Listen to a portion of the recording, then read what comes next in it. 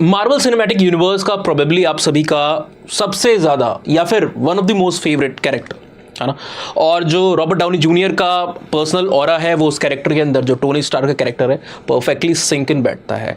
और इस चीज़ से काफ़ी ज़्यादा मार्वल सिनेमैटिक यूनिवर्स के अंदर जो दूसरे कैरेक्टर्स हैं वो थोड़ा सा एनवियस फील करते हैं। और कई बार रेफरेंसेस भी आपने देखा होगा अलग अलग मूवीज़ में, टीन के डब्बे के तौर पे एक आयरन के सूट के अंदर खोखला इंसान, खाली इंसान कह करके पुकारा गया है। ऑलराइट, बट ये जो आयरन का जो डब्बा है ना, ये जो टीन का डब्बा है, वो आयरन मैन की सबसे बड़ी खूबी है। वो सिर्फ एक शील्ड के तौर पे नहीं काम करता है, बट कि आपने देखा होगा कि शुरुआत की जो first part in the series थी, वहां से जब आगे की तरफ जाते हो तो किस तरीके से कैरेक्टर इवॉल्व हुआ और साथ ही साथ जो उसकी टेक्नोलॉजी थी ग्रेजुअली वो भी इंप्रूव हुई और फाइनल आउटकम आते आते जो नैनो टेक्नोलॉजी वगैरह के ऊपर वो पहुंच चुका था, एक विस्तृत इवोल्यूशन आयरन टेक्नोलॉजी का आपको वहां पर देखने को मिलता है। इनफैक्ट एग्जैक्टली आयरन टेक्नोलॉजी तो नहीं, बट कई सारी और चीजों का एक इंटर रिलेटेड होल।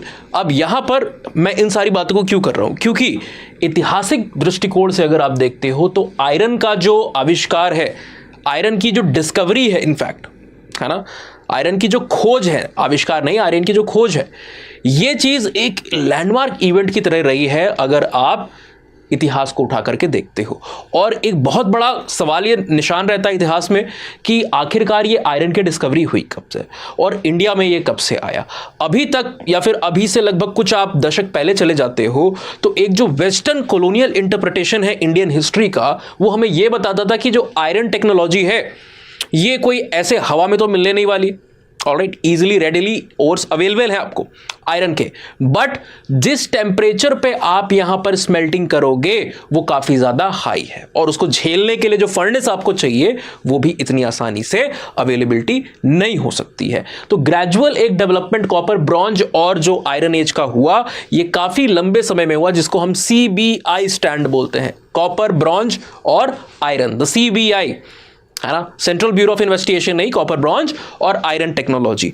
और इसको होने में काफी ज्यादा समय लगा as per the foreign archaeologists and investigators like Mortimer Wheeler and V Gordon Childe, जिन्होंने न्यूलिथिक को एक रिवोल्यूशनरी पीरियड भी कहा हुआ है। ऑलराइट, अब इंडिया में मानना ऐसा था इन सारे आर्कियोलॉजिस्ट का कि जो आयरन एज टेक्नोलॉजी है और इसकी मदद से जो डेवलपमेंटल एस्पेक्ट फीचर समाज में हमारे आए हैं वो लगभग 600-700 BC के आसपास आए हैं, उससे ज़्यादा पहले के नहीं। और इसी पीरियड को कॉन्शियसली हम लोग सेकेंड पीरियड ऑफ अर्बनाइजेशन भी कहते थे। सेकेंड पीरियड ऑफ अर्बनाइजेशन क्यों? क्योंकि इंडस वैली सिविलाइजेशन का जो पीक मैच्योर पीरियड था 2600-2700 BC से लेकर के 1800-1900 BC के आसपास, उसके बाद आपको देखने को मिलता है कि एक खोखलापन है, शहरी जो विकास है या फिर जो अर्बनाइज ट्रेट्स हैं, नगरी सभ्यता के जो लक्षण है वो आपको इंडियन सबकॉन्टिनेंट में मिसिंग देखने को मिलते हैं अगले लगभग 1000 वर्ष तक। और फिर वापस से 600-700-800 BC के आसपास वो नगरी सभ्यता के जो लक्षण है, अर्बनाइज फीचर है, आते हैं और इस बार आयरन टेक्नोलॉजी को भी अपने साथ लेकर के आते हैं, जो कि जाहिर सी बात है 2000 वर्ष पूर्व, 2500 वर्ष पूर्व मौजूद नहीं थी as per the early scholarly interpretation.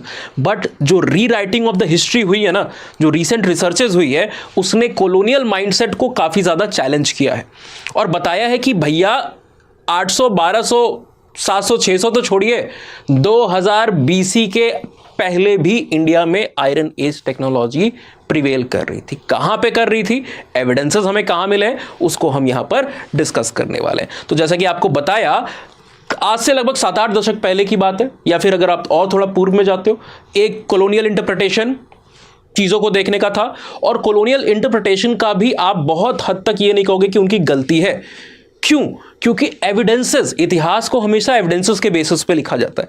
हमारी आपकी जानकारी उतनी ही है जितने हमें साक्ष्य मिले, एविडेंसेस मिले हैं, यानी कि एविडेंसेस के लैक में हिस्ट्री को कंक्लूसिव वे में नहीं देखा जा सकता। ऑलराइट, एक समय हम क्लासिकल इंटरप्रिटेशन क्या करते थे कि वैदिक सोसाइटी भी हमारी कितनी पुरानी है, 1500 BC के आसपास कुछ आर्यंस आए थे, बट हमने रिसेंट टाइम में कई सारी मल्टीपल लेयर्स को भी जाना और समझा है। सिमिलरली आयरन एज टेक्नोलॉजी के बारे में भी सेम तथ्य को आप देखिए। 2022 में तमिलनाडु का एक जो डिस्ट्रिक्ट है जिसका नाम है कृष्णागिरी डिस्ट्रिक्ट, यहां पर एक इंपॉर्टेंट साइट जहां से आपको आयरन एविडेंसेस मिलते हैं। साइट का नाम है बेसिकली मैलादंपरई। है ना। और इस साइट पे से जो एविडेंसेस मिलते हैं, पहले तो स्कॉलर्स को लगा ठीक है आयरन इंप्लीमेंट्स है, बट जब उसकी डेटिंग होती है तो हमें पता चलता है कि this might be the oldest evidence of iron occurrence in the Indian subcontinent, which can be precisely dated as per the scholarly interpretation to around 2172 BC. 2172 BC यानी कि कंसाइड करता है इंडस वैली सिविलाइजेशन की जो मैच्योर फेज था उस समय पे भारत के अंदर में, साउथ इंडिया के अंदर में, दक्षिण भारत में, तमिलनाडु के राज्य में आयरन इंप्लीमेंट्स का यूज काफी इंटेंसिटी के साथ हो रहा था। ऑलराइट, सो अभी से पहले हमारे जो, ऐसा नहीं है कि एविडेंसेस बहुत पुराने थे, 600 800, 2012 2014 के आसपास और 2016 के आसपास भी कुछ जो रिसर्चेस हुई हैं इन द बेलन वैली, उत्तर प्रदेश के जो रीजन को अगर आप देखते हो, या फिर कई सारे और जो पार्ट्स है वहां पर जब हम रिसर्चेस को देखते हैं तो उन्होंने भी हमें मोर देन 1500 BC की डेट्स को दिया हुआ है। 1500 BC से ज्यादा डेट्स वहां से भी मौजूद थी। एंड जो क्लासिकल आयरन एज साइट्स मानी जाती है इंडिया के हिस्ट्री में, लाइक अतरंजी खेड़ा, लाइक हस्तिनापुर, उत्तर प्रदेश राजस्थान में कई सारी ये साइट्स लोकेटेड है, हरियाणा के जो रीजन आप वहां पर भी देखोगे, सो वो भी हमें क्लासिकली 1000 BC के ऊपर की डेट यहां पर दे रही होती है। ये जो मैंने आपको बताया कि अर्ली स्कॉलरली इंटरप्रिटेशन, जो कई सारे कॉलोनियल वेस्टर्न स्कॉलर्स थे लाइक वी गॉर्डन चाइल्डे और जो मॉर्टिमर व्हीलर साहब है, इन्होंने क्या कहा 600-500 BC के आसपास आयरन आया। और ये तो कम बात थी, इन्होंने एक और इल्जाम लगाया, वो क्या था कि हमने जो आयरन एज टेक्नोलॉजी है उसको कहां से पाया है, कहां से प्राप्त किया है, बेसिकली ईरान से होकर के हमारे यहां है। तो इन्होंने एक आर्गुमेंट दिया that is called as the diffusion argument of the diffusion theory of exogenous origin of iron age technology in India. मतलब क्या है कि जो आयरन एज टेक्नोलॉजी का भारत में इस्तेमाल है वो हमारे देश में, हमारे सब कॉन्टिनेंट में हमारे लोगों ने नहीं बनाया, वो कहीं बाहर से ईरान के रास्ते होकर के हमारे देश में आया। एक्सोजीनियस एक बाहरी सोर्स है। ऑलराइट, जैसे इल्जाम लगाए जाते हैं कि जो आर्यंस है वो सब कॉन्टिनेंट में आए। ऑलराइट, और एक समय तक इसको माइग्रेशन का नाम दिया गया है अभी के फिलहाल के कॉन्टेक्स्ट में, पर इससे पहले आप देखोगे तो इन्वेजन थ्योरी का नाम दिया जाता था। नाउ इन्वेजन के तो हमारे पास कोई वैलिड आधार नहीं है ये कहने का, बट हाँ माइग्रेशन, जब हम कहते हैं आर्यन माइग्रेशन तो डेफिनेटली उसके कई सारे रीसेंट रिसर्चेस हमें इशारा करती कि हाँ वो सही था। रीसेंट रिसर्चेस राखी गढ़ी से लेकर के जो बाकी रिसर्चेस हमें देखने को मिलती है 2016 से 2018 के बीच में, ये साफ साफ बताती हैं कि डेफिनेटली बाहर से जो स्टीप रीजन आपको देखने को मिलता है, सेंट्रल एशिया का जो रीजन देखने को मिलता है, वेस्ट एशिया का रीजन देखने को मिलता है, कंटिन्यूअस माइग्रेशन आपको उस रीजन से आते हुए देखने को मिले हैं। बट ये आर्यन का माइग्रेशन जो है ये इस तथ्य को नहीं यहां पर साबित करता है कि इंडिया वाले जो है, हमारे देश के लोग जो है, हम भारतीयों ने आयरन टेक्नोलॉजी को नहीं खोजा और हमने किसी से उधार लिया, उधार या फिर बोरो किया, आप कह लीजिए शेयर किया, ऐसा नहीं है। जो डीके चक्रवर्ती साहब है जो कि एक इंडियन आर्कियोलॉजिस्ट हैं, इन्होंने अपने इंटरप्रिटेशन और अपनी हिस्टोरिकल अंडरस्टैंडिंग जो रिसर्चेस इन्होंने की उसके बेसिस पे ये दावा किया कि भैया व्हीलर और चाइल्डे साहब के आर्गुमेंट गलत थे। इंडिया में जो आयरन एज टेक्नोलॉजी है वो पूर्णतः इंडिजीनियस है ना, जिसको आप क्या आजकल कई बार हम बात भी करते हैं ना कि देसी है, हमारे यहां बनी हुई है, तो बिल्कुल देसी टर्म को भले हम यहां पर ना यूज करें, बट ये टेक्नोलॉजी हमारे देश में उत्पन्न हुई है और इसके कई सारे जो सेंटर्स है वो भी इंडिपेंडेंटली इवॉल्व हुए हैं over a period of time. अगर हम फाइंडिंग्स को देखें तो हस्तिनापुर की जो साइट है, अतरंजी खेड़ा की जो साइट है उत्तर प्रदेश के स्टेट में, और राजस्थान के अंदर में जाखेड़ा की जो साइट्स है, इन्होंने पहले हमें कर्नाटक में हालोर की साइट भी काफी इंपॉर्टेंट है, लगभग 900 से 1200 BC के आसपास की डेट दी है। प्रिसाइजली हम 1000 BC के पीरियड वाले इन साइट्स को यहां पर गिनते हैं। कश्मीर के रीजन में भी सोचिए, जम्मू और कश्मीर, सिर्फ साउथ सेंट्रल वेस्टर्न की रीजन की बात नहीं हो रही, इवन एक्सट्रीम नॉर्थ में आप जाओगे, जम्मू एंड कश्मीर का जो रीजन है, इनफैक्ट कश्मीर के रीजन में ये जो गुफराल नाम की साइट है, एक नियोलिथिक साइट इसको कहा जाता है, नवपाषाण युग की साइट है ये। ऑलराइट, इस नियोलिथिक साइट में जो मेगालिथिक लेयर है, अभी आप पूछोगे मेगालिथिक लेयर क्या होती है, मेगा मतलब विशाल, बड़ा, है ना, लिथिक मतलब पत्थर से रिलेटेड, स्टोन से रिलेटेड। सो बहुत बड़े बड़े पत्थर से बने जो स्टोन इंप्लीमेंट्स है, जैसे आप स्टोन हेंज को देखोगे आकृति को, है ना, तो उस प्रकार की आकृतियां यहां पर मौजूद है। स्टोन्स को इरेक्ट किया गया है, अलग अलग पर्पस है, किसी और लेक्चर में हम डील करेंगे मेगालिथिक कहां से आए, कब आए, क्यों आए, पर्पस क्या है और क्या आज भी वो हमें देखने को मिलते हैं। तो मेगालिथिक लेयर जो है गुफराल की, है ना, मेगालिथिक शुरू कब होता है, नियोलिथिक के एंड में, और चलता है पूरा वो आयरन एज तक आपको। इनफैक्ट अभी भी कई जगहों पर आपको मेगालिथिक ब्यूरियल्स के एविडेंसेस देखने को मिलते हैं प्रेजेंट टाइम के अंदर में भी। तो मेगालिथिक लेयर ऑफ गुफराल जो कि डेट करती है लगभग 1500 टू लाइक 1300 BC यहां पर भी आपको आयरन इंप्लीमेंट्स के एविडेंसेस देखने को मिले। आगे बढ़े उससे पहले सिर्फ ये जो हमने तमिलनाडु की, कश्मीर की, राजस्थान की, उत्तर प्रदेश की और कर्नाटक की साइट बोली, सिर्फ वही नहीं, अपार्ट फ्रॉम दैट ऑल्सो एक बहुत ही इंटरेस्टिंग साइट है जो हमारी मल्हार आयरन स्मेल्टिंग इंडस्ट्री है। आयरन ओर के एविडेंसेस और आयरन के इंप्लीमेंट्स के एविडेंसेस सब हमें इस रीजन से, उत्तर प्रदेश के अंदर में जो कर्मनाशा रिवर है, गंगा की एक ट्रिब्यूटरी बेसिकली आपको देखने को मिलती है, इसके बैंक पर लोकेटेड ये आपको साइट देखने को मिलेगी। और इसकी जब आर्कियोलॉजिकल स्टडी की गई, जब एक्सकवेशन किए गए, तो 4 अलग अलग लेयर्स मिले, 4 अलग पीरियड मिले। 4 अलग पीरियड क्या? इतिहास के 4 अलग अलग काल या टाइम जोन से ये मल्हार की जो साइट है वो वहां पर बिलोंग करती है। और पहली साइट जो है उसको प्री आयरन कहा गया, दूसरी साइट को आयरन कहा गया, तीसरी साइट को NBPW northern black painted ware site बोला गया, और चौथी जो है उसको नाम नहीं दिया गया। बेसिकली हिस्टोरिकल पीरियड है 200 से 300 CE, 200 BC से 300 कॉमन एरा वाला पीरियड जो है हिस्टोरिकल पीरियड, उस समय में आपकी साइट आती है। अब किस तरीके के टूल्स मिले? मोस्टली आयरन के इंप्लीमेंट मिले। ये चारों के चारों पीरियड आयरन के टूल्स को हमें इंप्लीमेंट्स को दिखा रहे होते हैं। और किस तरीके के टूल्स हैं यहाँ पर? स्पीयर के हेड्स मिले हैं आपको, स्पीयर जिसको भाला बोलते हो आप मेरे ख्याल से हिंदी में। दूसरा आपको क्लैंप्स मिले हैं कई सारे, आयरन की नेल्स यानी कि कीलें मिली हुई है, एरो के हेड यानी कि जो आपकी धनुष बाण होती है उसके बाण के आगे का जो हेड वाला रीजन है वो आपको यहां पर देखने को मिला है। ऑल्स और नाइफ, ये भी दोनों इंप्लीमेंट है आयरन के। बैंगल, कंगन जिसको मेरे ख्याल से बोलते हो आप, नाइफ आपको पता ही है, सिकल जिसको हिंदी में हसिया या हसुआ कहते हो, एक एग्रीकल्चरल इंप्लीमेंट है, और साथ ही साथ प्लाव जिसको आप मेरे ख्याल से फावड़ा या कुल्हाड़ी कहते हो, एग्रीकल्चर में फील्ड में काम आता है। ऑलराइट, सो ये सारे एविडेंसेस मिले हैं अब along with a damaged clay furnace जो कि आयरन के स्लैग के साथ वहां पर हमें अरेंज देखने को मिलता है। ये सारे जो एविडेंसेस और ये जो पूरा मल्हार का आयरन इंडस्ट्री है, it is archaeologically linked to the Geruatwa Pahad, जहां पर आयरन ओर आपको अच्छी मात्रा में आसानी से मिलता है।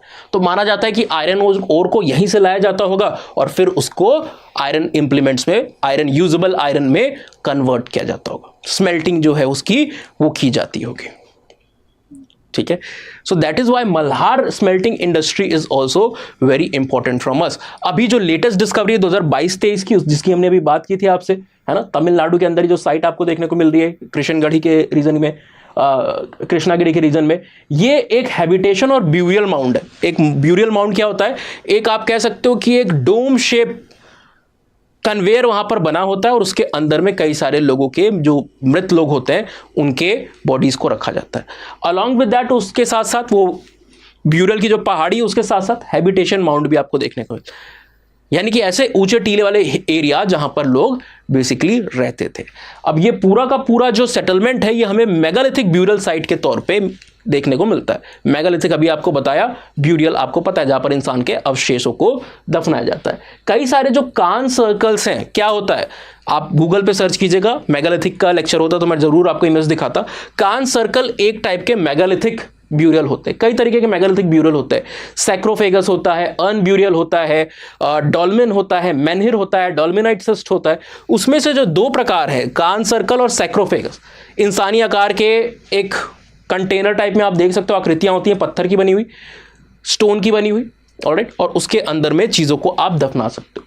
ऑलराइट, सो ये भी आपको यहां पर देखने को मिलती है इस रीजन में। अलॉन्ग विद दैट जो BRW है, एक टाइप ऑफ पॉटरी है जिसको आप क्या कहते हो, BRW, है ना, ये भी आपको इस रीजन के अंदर में मिलती है फ्रॉम द नियोलिथिक लेयर। और इसका नियोलिथिक लेयर के साथ मिलना जो है वो क्या इशारा करता है कि एक स्मूथ ग्रेजुअल ट्रांजिशन हुआ है मेगालिथिक से नियोलिथिक में, मेगालिथिक से नियोलिथिक में। और साथ ही साथ आयरन इंप्लीमेंट का नियोलिथिक के लेयर में मिलना भी एक बड़ी बात है, क्योंकि नियोलिथिक काफी पहले, हाँ, इंडिया में जो नियोलिथिक की लेयर्स हैं आज हमारे पास उसकी डेट्स कितनी है, 5500 BC के भी पहले की डेट्स हैं हमारे पास।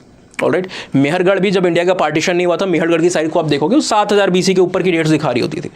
लेकिन जो अभी के समय में हमारे पास ओल्डर साइट्स हैं, बिहार के रीजन में जो चिरान की साइट है 2500 BC के ऊपर आपको टाइम फ्रेम दिखाती है। अपार्ट फ्रॉम दैट जो हमारी गुफराल की साइट्स है, ऑलराइट, जो हमारी कोल्डीवा की साइट्स है, ये सब भी 2500 के ऊपर, कोई 5500, कोई 4500, कोई 3200 BC की डेट दिखाती है।